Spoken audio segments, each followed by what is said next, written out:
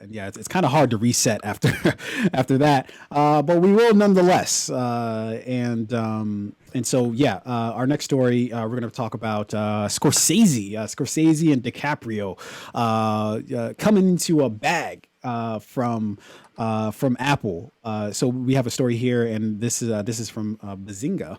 Apparently, the Scorsese movie starring Leonardo DiCaprio and Robert De Niro will be branded as an Apple original film, according to the Wall Street Journal. The movie is based on a nonfiction bestseller by David Grand, dealing with events in the 20th century Oklahoma when members of the oil-rich Osage Nation Native Americans were serially murdered. Killing of the Flower Moon suffered from budgetary overruns with costs in excess of 200 million. And Viacom, CBS, which owns Paramount Studios, they were the ones who were producing the film.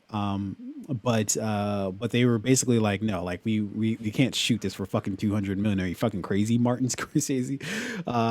So they eventually, had to go through rewrites and things like that in order to try to maybe make it a little less. And then, by as luck would have it, Apple stepped in and said, well, front that bill for 200 M's because, we just got it lying around. It's, that's nothing to us, So yeah, we're going to get the film from Scorsese and DiCaprio as well as De Niro, coming sometime soon.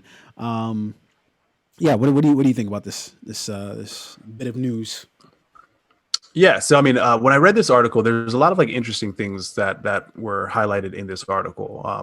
And I forget whether it was like in the article that you'd mentioned or the Hollywood Reporter or someone kind of like on the inside of this project had said a quote along the lines of, keeping Martin Scorsese in check and on budget is almost nearly impossible.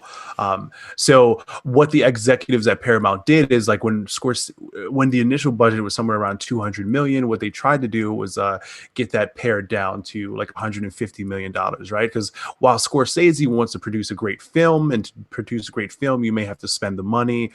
Paramount Pictures, their concern is like a return on the investment, right? You don't want to spend 200 million just to make back 220.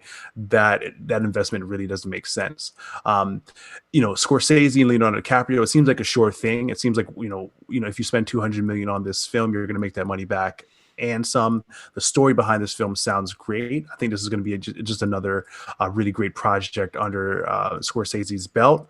But I understand the hesitation from Paramount Pictures in approving $200 million, right? Because if Martin Scorsese gets approved for 200 million, he's probably going to spend more like 220, 230, right?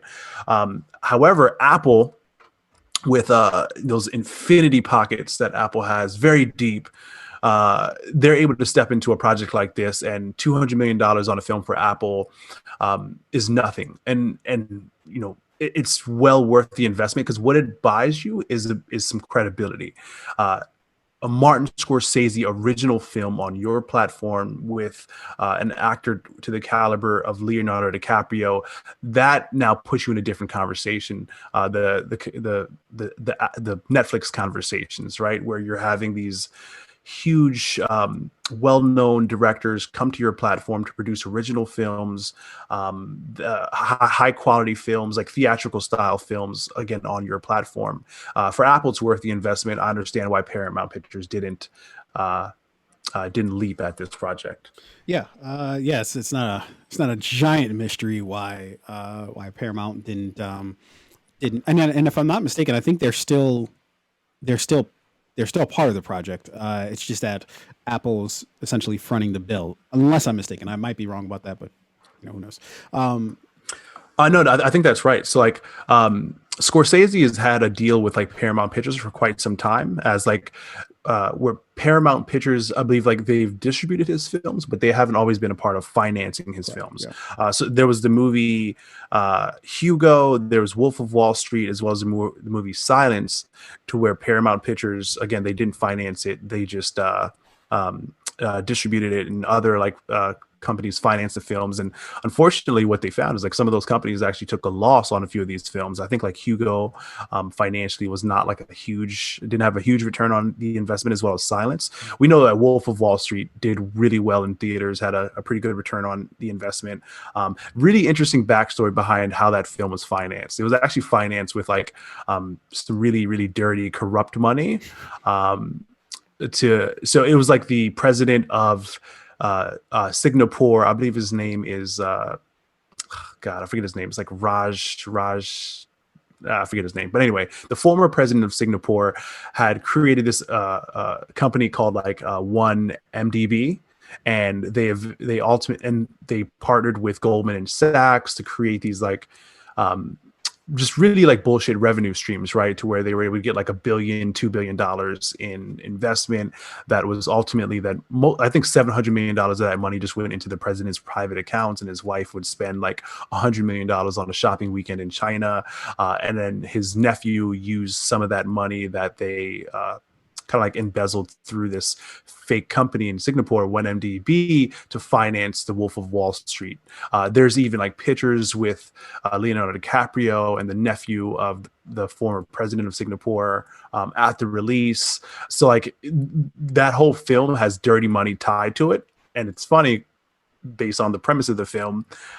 So Paramount has skated from financing some of the more risky projects that Scorsese has done and just distributed those films. And I think this might just be another one of those films. Yeah.